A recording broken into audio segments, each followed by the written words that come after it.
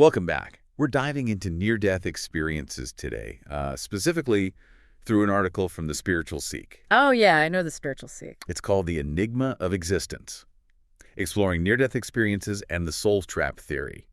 So we'll unpack those common threads of NDEs and then this soul trap theory. Right. Not to try and convince you of either. Of course. But just to kind of give you all the information so you can nuanced understanding. have a nuanced understanding of it all. It's interesting how consistently NDEs are reported, across cultures and time periods. Yeah. That suggests that there might be more to them than just random brain activity. Yeah, than what some of the more scientific explanations might suggest. Right. So let's look at some of the common features. One would be the out-of-body experience. Yeah. Where people feel their consciousness separate from their body. And some have even witnessed events from that perspective. Right. That were later corroborated. So exactly, which is what makes it hard to explain it purely physiologically. Right, exactly. Yeah. And then there's the profound sense of peace. That's a big one. That people report. Yeah, it's not just pain relief. It's like this deep tranquility and unconditional love. That's just not something we typically experience here. Right. Yeah, and it's a point that scientific explanations often struggle to fully address. Yeah. And then there's the tunnel and the light imagery, which the classics. pretty much everyone reports. And that light is intensely bright. Yeah, but not painful. Yeah. And it radiates this sense of like homecoming. That light becomes especially interesting when we consider the soul trap theory a little later. Exactly. Yeah, and then there's the life review. Yeah. Where people are reliving key moments, but not as a passive observer. Right. They're actually feeling it all again. And feeling the emotions of everyone involved. It's a panoramic experience rather than just a chronological replay. And that kind of challenges how we typically think about memory and brain function. Exactly. Yeah, and then there's the encounters. Yeah. With beings of light or deceased loved ones. Yes, often providing guidance or reassurance, some kind of comfort. Yeah. And these encounters, they can be extremely impactful, especially for those who might be grappling with grief or loss or just searching for some kind of spiritual connection. Yeah. And many NDEs involve a boundary, a point of no return, where people sense that they can't go back to their body. Yes. And they often describe that decision to return as reluctant because experiencing so much peace. Exactly. Right. Yeah. And this idea of choice, that there's some agency within the NDE, it really complicates attempts to pin these events solely on biological processes. Right, exactly. Yeah. And NDEs often describe altered perceptions of time and space. That's another common one. Yeah, where time becomes meaningless and they feel like they're everywhere at once. Yeah, it suggests that consciousness during an NDE might operate outside of the limitations of, our typical linear time, three-dimensional space. Yeah. So, of course, science has tried to explain all of this. Naturally. There are theories that attribute it to oxygen deprivation, unusual neurochemical releases. Right. Temporal lobe stimulation. Yeah, there's even one about REM sleep intrusion. Yeah, and those can explain certain aspects of the experience. Yeah. But they often fall short of really accounting for the complexity and consistency of NDEs, particularly the ones where people have those out-of-body observations that are later corroborated. Right. Yeah, and then there's also psychological explanations that have been proposed, such as depersonalization, cultural influences. Right, or memory reconstruction. Yeah. But again, these don't fully explain that universality of the core features across cultures and time periods. And they don't address those profound and long-lasting impacts that NDEs often have. Yeah. So it leaves us with this fact that while science offers, some insights, it hasn't definitively replicated or explained the full NDE experience. And that's where the soul trap theory comes in. It offers a completely different perspective. Right. The soul trap theory is controversial for sure, but it raises some interesting questions. Yeah. At its core is the idea that NDEs might be part of a system. A system designed to keep souls bound. Right, to keep them cycling through reincarnation. Yeah, so this theory, it posits that alluring light that everyone talks about might not be divine, but actually a deceptive lure to draw souls back into another life. Yeah, and wipe their memories of past experiences and of the trap itself. Right. That amnesia is crucial. because it prevents souls from recognizing the cycle and potentially breaking free. Right. Proponents of this theory will point to, those feelings of déjà vu or unexplained memories as remnants of past lives that haven't been fully erased. Right.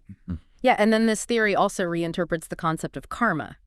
Instead of seeing it as a natural force of balance, it views karma as a manipulated system of debt designed to keep souls tied to the material world. Right. So instead of it being a natural consequence of actions, it's a tool for control. Exactly. To maintain control over souls and perpetuate this cycle of reincarnation. Right. And then some versions of this theory even propose these archons or controllers. Overseeing the whole thing. Yeah, overseeing this whole system. Yeah. And potentially even feeding off the energy of the trapped souls. That draws from some ancient Gnostic beliefs. Yeah. Which describe similar entities trying to keep souls trapped in this flawed material realm. Yeah, so the theory also describes this veil of forgetfulness that separates souls from their true nature. And their connection to a higher source. Right.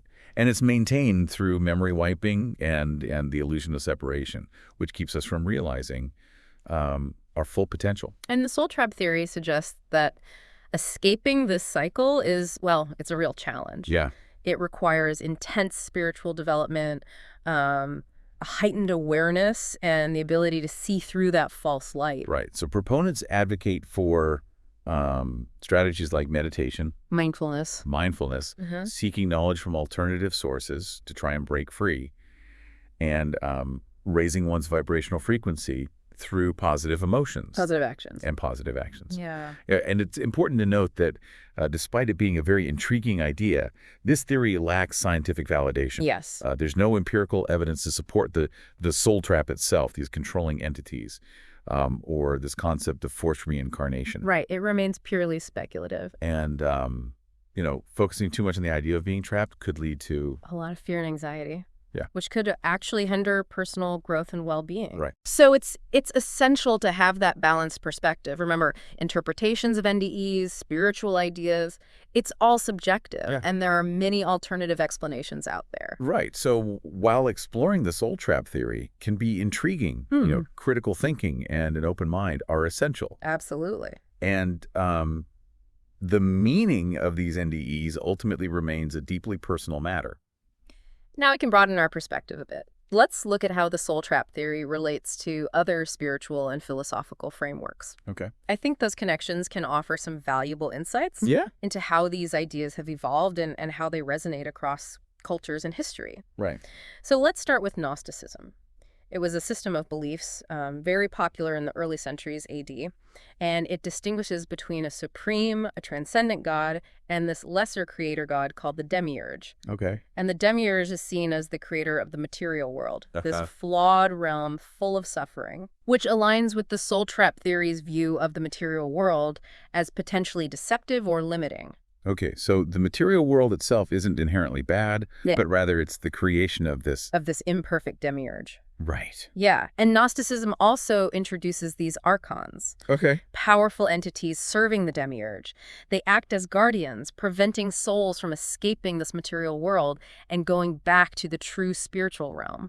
That sounds a lot like the controllers in the soul trap theory. There are definite parallels there. Yeah. Both concepts present these entities as potentially malevolent forces, keeping souls bound to that cycle of reincarnation. But there are some differences as well, right, between Gnosticism and the soul trap theory. One key distinction is that Gnosticism really emphasizes escaping the material world entirely. Okay. Whereas the soul trap theory sometimes focuses on breaking free from that cycle of reincarnation. Regardless of whether the material world is good or bad. Right. That's one way to look at it. Another difference is that Gnosticism doesn't typically feature a false light attracting souls. Okay. It's more focused on the archons actively preventing their escape. Right. Okay, so moving on, how does the soul trap theory connect to Eastern philosophies like Hinduism and Buddhism? Well, Eastern philosophies emphasize samsara, the continuous cycle of birth, death, and rebirth. Right. And this cycle is driven by karma, the law of cause and effect, which resonates with that idea of karmic recycling in the soul trap theory. But there's a difference in the interpretation absolutely. of karma. In Eastern philosophies, karma is generally seen as a natural law, a law of balance. Yeah. But the soul trap theory presents it as this manipulated system. Right. So it's a tool for control as opposed to Exactly. natural. It's not a natural consequence of your actions. Punish your actions. It's a tool. Right. And then there's that concept of liberation. Eastern traditions, they emphasize achieving liberation through spiritual practices, eliminating desire, and attaining enlightenment. Right. While the soul trap theory also emphasizes spiritual development, Yeah. the specific practices and the ultimate nature of liberation, they may differ. Okay. What about theosophy and other Western esoteric traditions? How do they relate? Well, they often describe various planes of existence, including this astral plane, which is a realm kind of in between the physical and spiritual worlds. Right. And some interpretations of the soul trap theory suggest that this tunnel of light experience might actually be happening within this astral plane. Okay. Which, according to the theory, is still under the influence of those controllers. So even though it feels like a higher realm, right, it's still considered part of the trap. Right, by some proponents. And both theosophy and the soul trap theory emphasize spiritual evolution and ascending to these higher planes of existence. But theosophy doesn't see it as a deliberate trap. Not necessarily, no. While theosophy recognizes that there are challenges on the soul's journey, it generally focuses on individual spiritual progress, overcoming personal limitations, rather than escaping some external manipulation. Okay, finally, let's touch on Neoplatonism. Yes. This is a philosophical school based on the teachings of Plato. Yes. Neoplatonism describes that descent of the soul into the material world as a process of forgetting its true spiritual nature. Okay. Which resonates with the soul trap theory's veil of forgetfulness. Right. So they both emphasize this loss of true knowledge. Upon entering the material world. Upon entering the material world, yeah. And Neoplatonism also focuses on the soul's ascent back to the one, that ultimate source of all being. Yeah. And that's done through purification, contemplation, virtue. So are there parallels with the soul trap theory's view of liberation? That emphasis on spiritual development, self-awareness, yeah, it's similar. Yeah. But Neoplatonism doesn't usually involve these malevolent entities trapping souls. It highlights the soul's tendency to get entangled in material desires and the process of freeing itself through philosophical and spiritual practice. So Neoplatonism is more focused on internal obstacles than external manipulation. That's the key difference. And it's worth noting that the soul trap theory has been integrated into more modern interpretations of spirituality and New Age thought. Can you give some examples? Concepts like energy harvesting, psychic vampirism, alien interference, and ideas about a great awakening or great shift.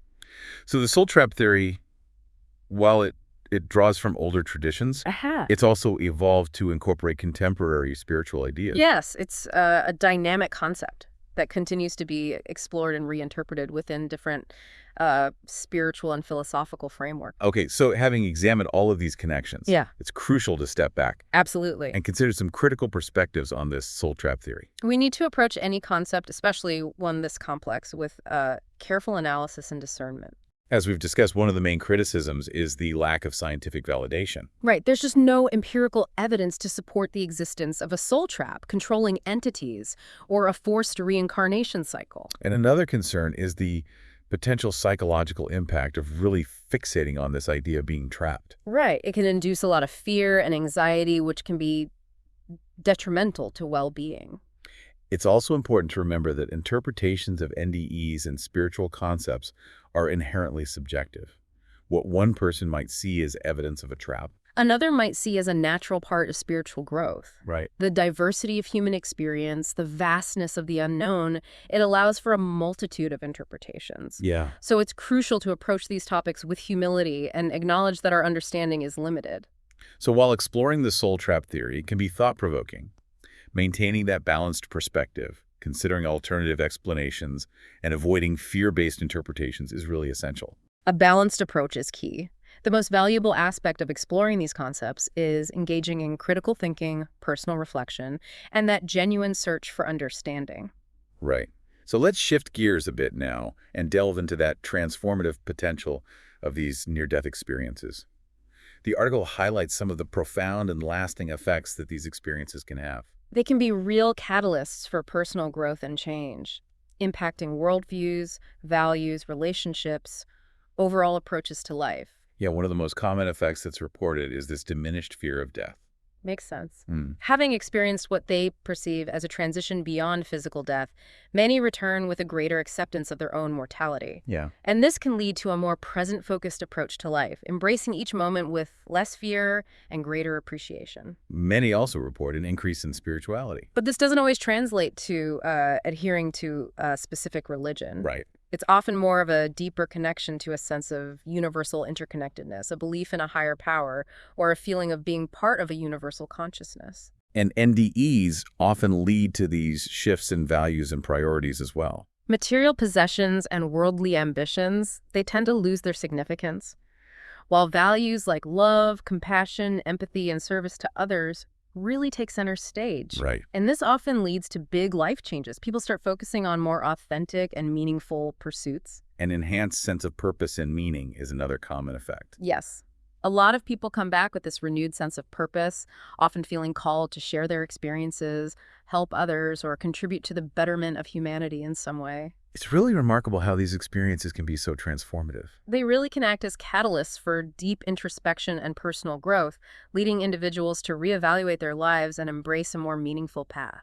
But it's also important to acknowledge that integrating these experiences back into everyday life can be challenging. Oh, absolutely. NDers might face difficulties adjusting back to the mundane realities of the physical world. Yeah. After experiencing that profound peace and love often associated with the NDE realm, and they may also encounter skepticism or disbelief from others, which can make it hard to share their experiences and find support. So it's crucial for NDEers to have access to resources and support systems to help them navigate these challenges. And integrate their experiences. Right, in a healthy and positive way. Absolutely. Support groups, counseling, and organizations like the International Association for Near-Death Studies, they can all be invaluable. So to wrap up our deep dive, we've explored both the traditional interpretations of near-death experiences and this more controversial soul trap theory. We've examined the common features of NDEs, the scientific attempts to explain them, and that potential for profound personal transformation that these experiences can offer. We've also delved into those philosophical and spiritual connections and divergences of the soul trap theory, giving us a broader context.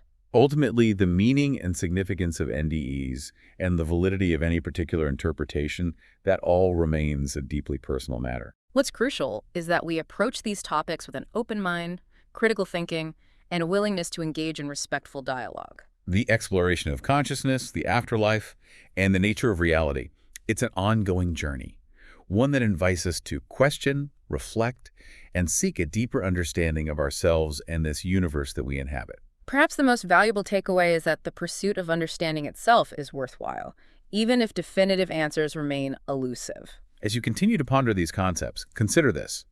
If there's an element of choice involved in the near-death experience, what might influence a person's decision to return, or to maybe venture beyond that familiar light? We encourage you to continue exploring these questions and seek your own understanding of this enigmatic phenomena. So as we were saying, one of the biggest criticisms of this soul trap theory is that lack of scientific validation. Scientific validation. There's no empirical evidence to support it, no soul trap, no controlling entities, no forced reincarnation cycle. Right. Purely speculative. And another concern is the potential psychological impact of focusing so much on the idea of being trapped. Yeah. Dwelling on that idea of manipulation and control, it can induce fear and anxiety. Yeah. Which isn't good for anyone. Not good for well-being. And it's also important to remember that these interpretations of NDEs and these spiritual concepts, they're subjective. They're totally subjective. Yeah. What one person might see as evidence of a trap, another might interpret as a natural part of spiritual growth. As a natural part of spiritual growth. Right. And the diversity of human experience, the vastness of what we don't know, it just allows for so many different interpretations. Yeah. So it's really crucial to approach these topics with humility, recognizing the limits of what we understand. So while exploring this soul trap theory can be, it can be interesting, it can be thought-provoking. It can be. It's really essential to maintain that balanced perspective, consider alternative explanations, and avoid those. Your base interpretation. Your base interpretations. A balanced approach is key. The most valuable thing about exploring these ideas is that it gets us thinking critically, reflecting personally, and really searching for understanding. Right. So now I think we should kind of shift gears a little bit and delve into the transformative potential of these Of the NDEs themselves. of the NDEs themselves, yeah. The article highlights some of the profound and lasting effects that these experiences can have on individuals. And they often act as catalysts Yeah. for real, growth and change, impacting worldviews, values, relationships, just people's overall approach to life. Right. So one of the most commonly reported effects is this diminished fear Of a death. of death. Right. Makes sense. They've experienced what they perceive as this transition beyond physical death. So they come back with a greater acceptance of their own mortality, Yeah. which can lead to them being more present-focused in life, embracing each moment with less fear and greater appreciation. A lot of people also report an increase in Spirituality. spirituality. Yeah. But this doesn't necessarily mean that they're suddenly adhering to a specific religion. Right. It often manifests as like a deeper connection to this sense of universal interconnectedness, Yeah. a belief in a higher power, or a feeling of being part of a universal consciousness. And NDEs often lead to these shifts in values and priorities as well. Oh, yeah.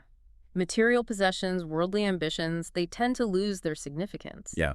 Whereas values like love, compassion, empathy, service to others, these become much more central. Yeah. And it leads to these big life changes. People start focusing on things that are more authentic and meaningful to them. Yeah. Another common effect is this enhanced sense of purpose and meaning. That's a big one. Many people come back with this renewed sense of purpose, often feeling called to share their experiences, help others, contribute to making the world a better place. Yeah, it's really remarkable how transformative these experiences can be. They really can act as catalysts for profound introspection and personal growth. And that leads people to reevaluate their lives and really embrace a more meaningful path.